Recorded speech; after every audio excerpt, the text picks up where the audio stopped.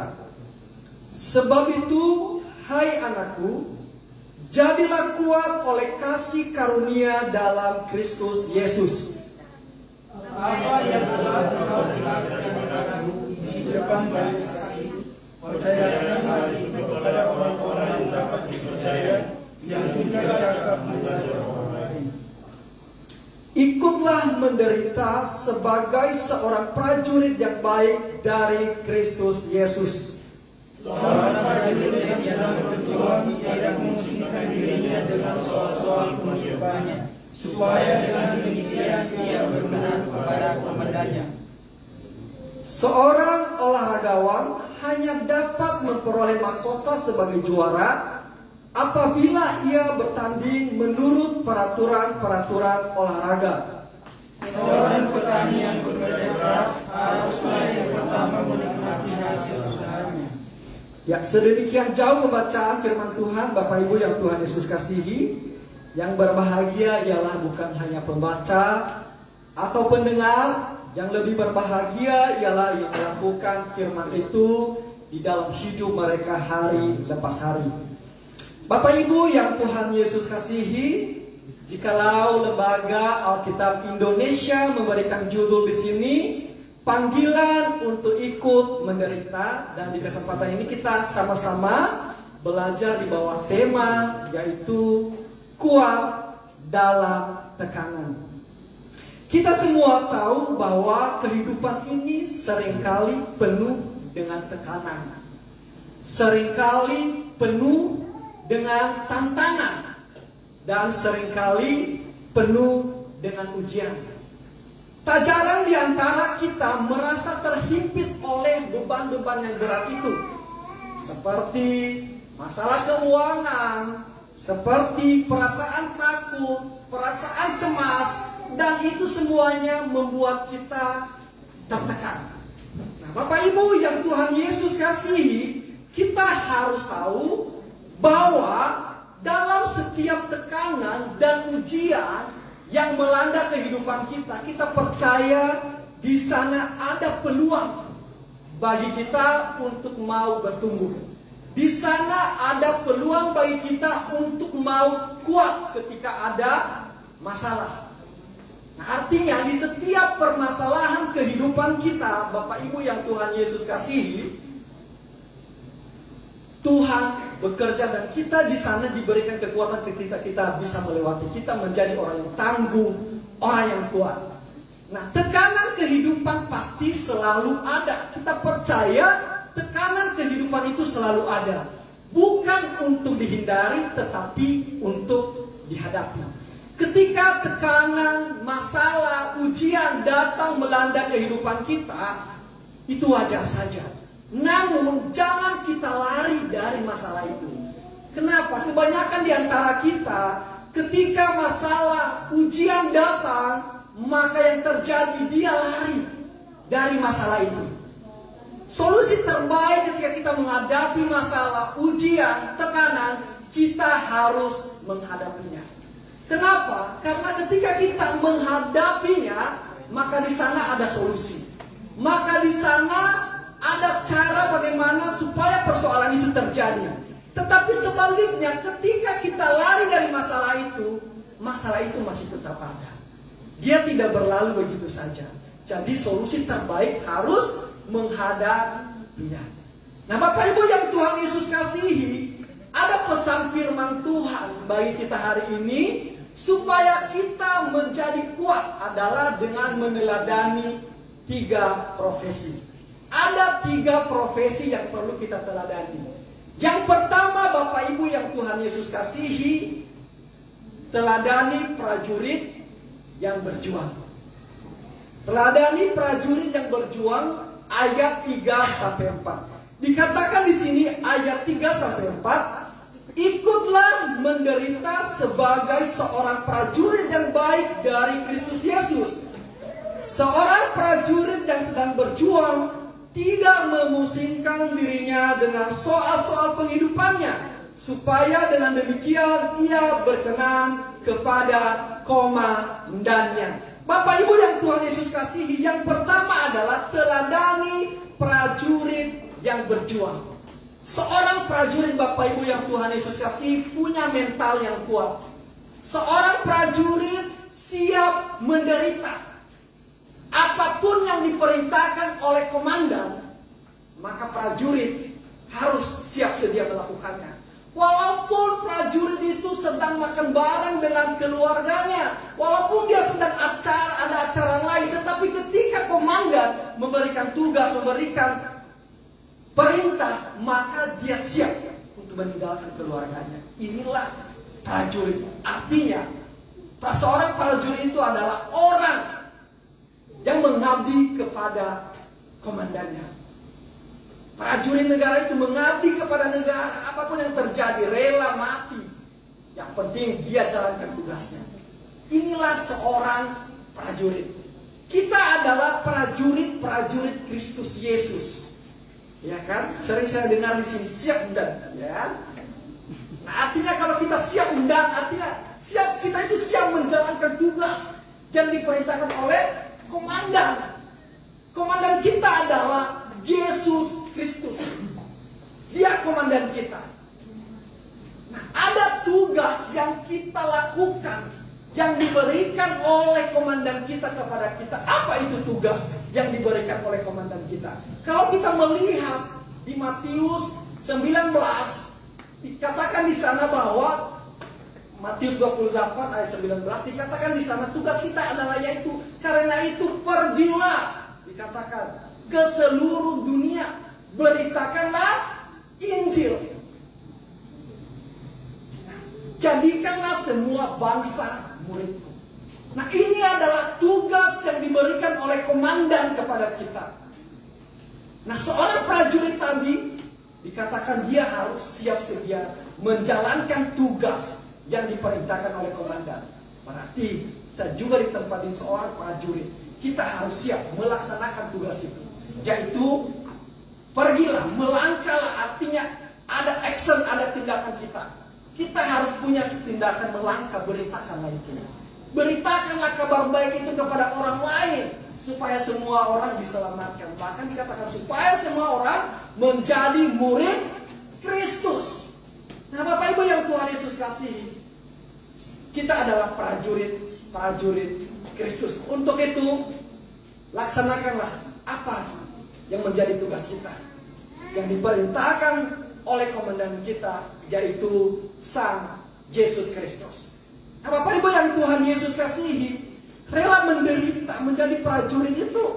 Rela menderita ketika kita ikut bagian memberitakan apa yang Tuhan mau, tugas yang Tuhan perintahkan kepada kita, kita harus siap menderita. Kenapa? Di sana ada tekanan, di sana ada masalah, di sana ada persoalan. Ketika kita memberitakan, belum tentu orang lain terima. Bisa aja kita dihajar balik. Tapi bagaimana? Kita harus siap menderita. Bahkan ketika kita dianiaya sekalipun kita harus siap. Inilah seorang prajurit. 1 Petrus 4 ayat 1.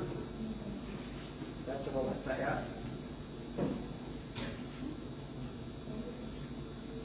1 Petrus 4 ayat 1 begini firman Tuhan. Jadi karena Kristus telah menderita penderitaan badani, kamu pun harus juga mensenjatai dirimu dengan pikiran yang demikian. Karena barang siapa telah menderita penderitaan badani, ia telah berhenti berbuat dosa. Yang pertama tadi Bapak Ibu yang Tuhan Yesus kasih, kita harus meneladani seorang prajurit yang sedang berjuang. Kita dikatakan di sini harus meneladani. Kita adalah prajurit Kristus. Tentunya kita juga punya senjata. Ya kan? Sebagai prajurit punya senjata. Namun, kita sebagai orang percaya, apa senjata kita? Kita juga punya senjata Bapak Ibu yang Tuhan Yesus kasih. Senjata kita itu adalah firman Allah. Atau firman Tuhan. Ini adalah senjata kita. Bukan senjata yang bisa tembak-tembak. Bukan. Ya, senjata kita adalah firman Allah. Kenapa? Karena lawan kita adalah yang tidak kelihatan. Roh-roh penghulu atau iblis ini lawan kita. Kita harus memegang senjata. Bagaimana kita bisa memegang senjata ini kalau kita tidak menghidupinya? Kalau kita tidak membaca Alkitab ini, maka susah bagi kita untuk bisa memakai senjata ini. Kita tidak tahu cara penggunaannya. Kenapa? Karena kita tidak membacanya. Nah, jadi sangat penting bagi kita sebagai prajurit Kristus, yaitu siap menderita. Dan katakan kita harus persiapkan diri kita dengan senjata. Musuh kita ada, musuh kita itu tidak kelihatan, yaitu roh penghulu di udara. Inilah musuh-musuh kita. Kita harus siap. Kalau enggak, kita dikalahkan Bapak Ibu yang Tuhan Yesus kasih. Kita tumbang, kita nggak kuat menghadapinya. Tapi ketika kita sudah pendekati diri kita dengan senjata, yaitu firman Allah, maka percaya kita pasti kuat. Nah Bapak Ibu yang Tuhan Yesus kasihi, firman Tuhan ini mengajarkan kepada kita supaya kita siap sedia, mempersiapkan diri kita. Untuk itu Bapak Ibu, mari senantiasa membaca firman Tuhan. Mungkin kita merasa ketika kita membaca firman Tuhan, kita berkata, aku tidak mengerti, aku tidak memahaminya. Ketika kita baca tidak memahaminya, pada akhirnya kita malas, udahlah, buat apa? Namun Bapak Ibu yang Tuhan Yesus kasihi, kita harus terus menerus. Kalau terus menerus kita lakukan dengan tekun, membaca firman Allah itu sebagai senjata kita, maka lama-lama kita akan mengerti. Maka lama-lama bahkan hidup kita bisa diubahkan melalui kebenaran firman Tuhan itu. Itu sangat penting bagi kita. Memperlengkapi diri kita. Itu senjata rohani kita, yaitu firman Allah. Nah Bapak Ibu yang Tuhan Yesus kasih, seorang prajurit itu hidup dalam fokus. Nah inilah seorang prajurit. Caranya bagaimana? Dengan tidak memusingkan diri dengan soal-soal penghidupannya. Dia tidak memikirkan yang lain, yang penting dia fokus melaksanakan apa yang diperintahkan oleh komandan. Hanya siap dan artinya itu udah. Mau ada yang lain tuh, urusan yang lain udah ditinggalkan. Yang penting jalankan dulu tugas yang diperintahkan oleh komandan. Makanya dikatakan fokus dan taat kepada tugas dan amanat dari komandan. Jadi Bapak Ibu yang Tuhan Yesus kasihi, kita harus fokus.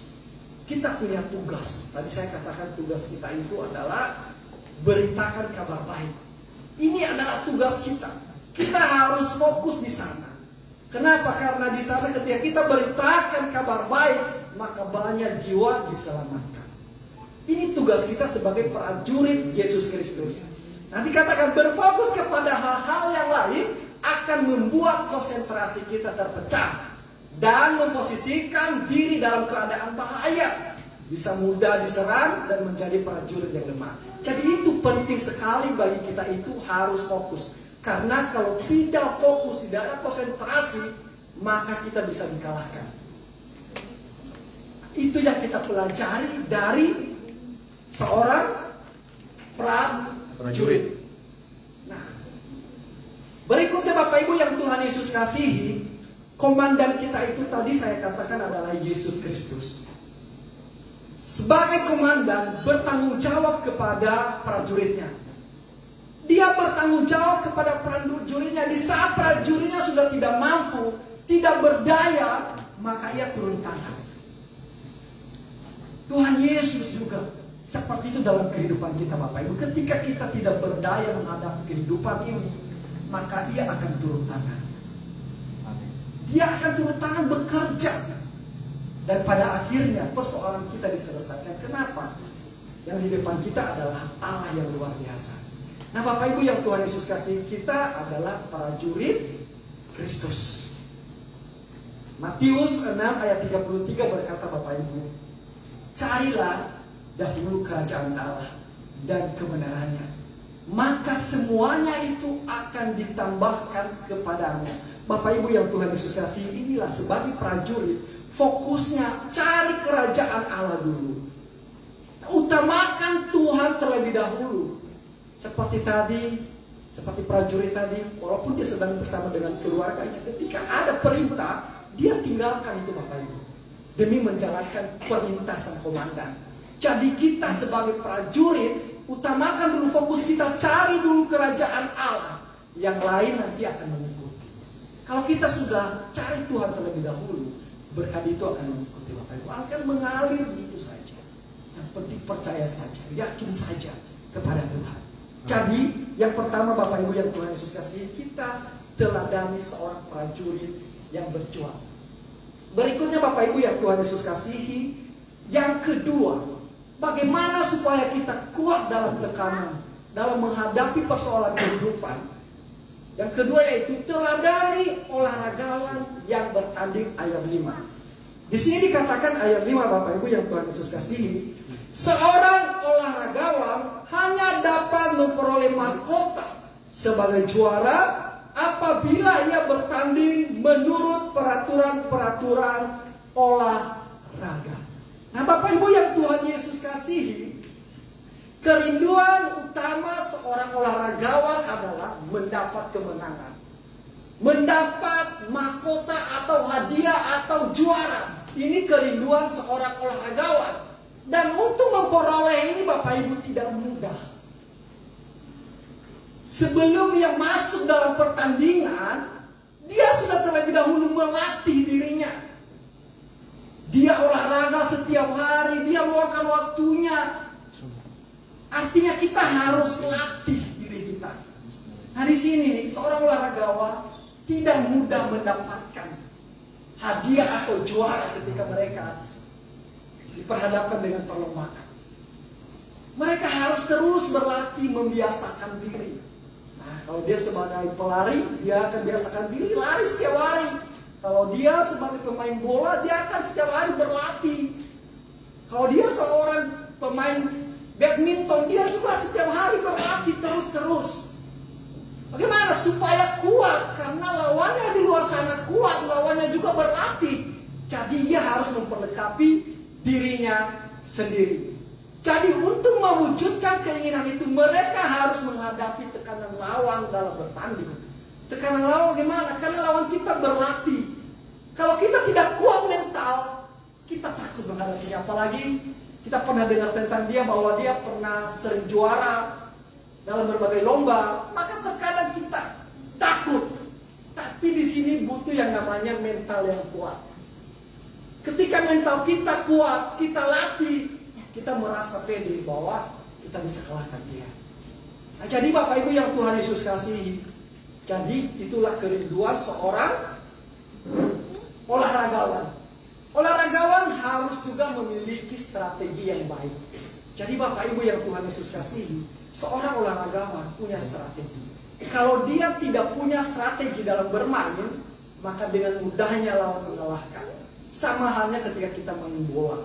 Kita punya strategi kan, kita susun strategi kita. Bagaimana?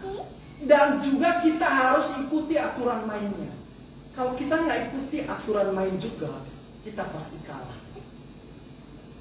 Nah, jadi kita harus ikut aturan main. Dalam ikut Tuhan juga, kita sebagai orang yang percaya, kita sebagai prajuritnya Kristus, ada aturan main bagi kita Bapak Ibu.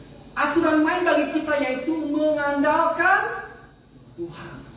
Ini aturan main bagi kita. Kita harus mengandalkan Tuhan dalam segala hal.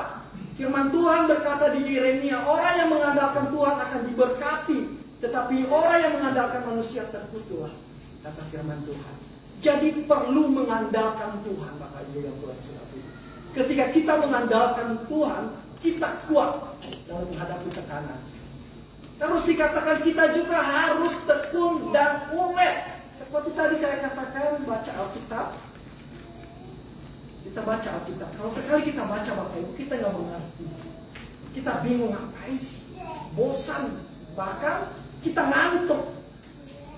Namun Bapak Ibu, kita harus tetap berjuang baca pelan-pelan, secara tekun. Maka pada akhirnya kita mengerti. Dan firman itu bahkan bisa mengubahkan hidup kita menjadi lebih baik.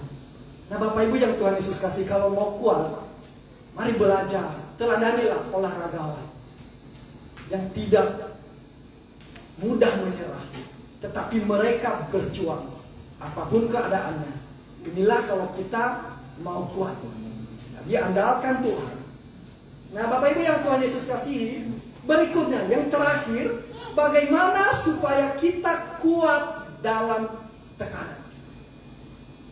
Ayat 6 Bapak Ibu dikatakan di sini, seorang petani yang bekerja keras haruslah yang pertama menikmati hasil usahanya. Bapak Ibu yang Tuhan Yesus kasihi, kita belajar dari seorang petani yang bekerja keras.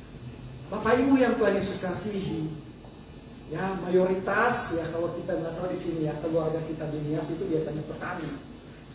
Mayoritas ya kita di sini di Nias keluarganya seorang petani. Seorang petani itu Bapak Ibu yang Tuhan Yesus kasihi bekerja setiap hari. Bangun pagi jam 5, jam 6 sudah berangkat supaya menghindarkan sinar matahari. Kalau dia sebagai petani karet, kalau dia sebagai petani padi, maka mereka akan berusaha datang lebih awal. Maka ada hal-hal yang dilakukan mereka, dipersiapkan mereka. Mereka persiapkan lahan, mereka menabur, mereka merawat tanaman dari hama, dan juga memperhatikan pengairannya. Semua dilakukan petani agar tanaman bertumbuh dan berbuah. Jadi Bapak Ibu, apa yang kita pelajari dari seorang petani? Semangatnya Bapak Ibu yang Tuhan Yesus kasih, mereka itu tidak mudah menyerah. Walaupun hujan, kalau kami Bapak Ibu di Nias, ya kalau orang tua saya itu, walaupun lagi hujan itu, kita tetap bekerja Bapak Ibu. Kita tetap bekerja, lewati hujan, sepanjang hujan kita bekerja. Mungkin kalau orang lain, kalau hujan istirahat ya. Tapi kalau orang tua saya rajin sekali. Hujan pun tetap mereka pergi ke ladang bekerja. Kalau enggak pergi ke kebun. Nah, kadang-kadang kami juga belajar dari mereka seperti ini. Kami lihat tetangga-tetangga yang lain hujan istirahat. Tapi kami tidak Bapak Ibu. Hujan tetap terus bekerja. Artinya supaya memperoleh hasil Bapak Ibu. Nah Bapak Ibu yang Tuhan Yesus kasihi, petani juga menunjukkan kekuatan di dalam tekanan. Dengan tekun menantikan hasil dari apa yang ditanamnya. Jadi dikatakan semua membutuhkan proses, tidak langsung dapat menikmati hasilnya. Jadi Bapak Ibu, apa yang kita kerjakan sekarang, memang hari ini kita tidak langsung mendapat hasilnya, mendapatkan upahnya. Kalau hari ini kita tidak mendapat upah, percaya besoknya, bulan depannya, minggu depannya, kita pasti akan menuai hasilnya. Jadi Bapak Ibu, artinya kerja keras itu dikatakan tidak mengkhianati hasil. Artinya ketika kita bekerja keras, ada sesuatu hal yang kita dapatkan. Dan semuanya itu butuh proses. Tapi kalau kita tidak bekerja keras, kira-kira ada hasil nggak yang akan kita dapatkan? Tidak ada Bapak Ibu yang Tuhan Yesus kasihi. Itulah sebabnya firman Tuhan berkata, jika seseorang tidak bekerja, hendaklah ia jangan makan. Jadi mulai saat ini kita taruh dalam pikiran kita, berarti kalau saya nggak bekerja, saya nggak usah makan dulu. Artinya di sini kita dituntut supaya kita punya keinginan untuk mau bekerja. Nah Bapak Ibu yang Tuhan Yesus kasih, dikatakan baru sesudah sekian waktu hasil yang didapatkan dan kemenangan dirasakan. Ketika kita melakukannya dengan tekun mengerjakannya, maka hasilnya akan kita dapatkan. Nah Bapak Ibu yang Tuhan Yesus kasihi, ada 3 hal tadi yang kita teladani bagaimana supaya kita kuat dalam tekanan. Nah, yang pertama tadi kita belajar dari seorang prajurit. Yang kedua Bapak Ibu yang Tuhan Yesus kasihi, kita belajar dari seorang olahragawan. Dan yang ketiga kita belajar dari seorang petani. Jadi Bapak Ibu, saya percaya ketika kita belajar dari mereka ini, maka kita kuat menghadapi tekanan, menghadapi masalah. Maka kita tidak akan mudah untuk menyerah. Jadi Bapak Ibu yang Tuhan Yesus kasihi, demikian firman Tuhan di pagi hari ini. Kiranya firman Tuhan ini boleh bermanfaat bagi kita dan boleh kita terapkan dalam kehidupan kita. Kita persatukan hati, kita berdoa. Bapa kami yang di sorga, Bapa yang kami puji, Bapa yang kami sembah, Bapa yang kami muliakan di dalam Yesus Kristus, kami telah mendengarkan kebenaran firman-Mu Bapa, yang mengajarkan kami supaya kami tetap kuat di dalam tekanan, supaya kami tetap kuat menjalani kehidupan ini, supaya kami boleh menjadi anak Tuhan yang tangguh, supaya kami boleh menjadi prajurit-prajuritnya Tuhan, olahragawannya Tuhan, pekerja kerasnya Tuhan. Pakai kami Bapa, perlengkapi kami menjadi pribadi yang luar biasa. Tuhan Yesus yang baik, Tuhan Yesus yang ajaib, inilah doa kami. Kami serahkan ke dalam tangan Tuhan. Di dalam nama Yesus kami sudah berdoa dan mengucap syukur. Haleluya. Amin. Ya.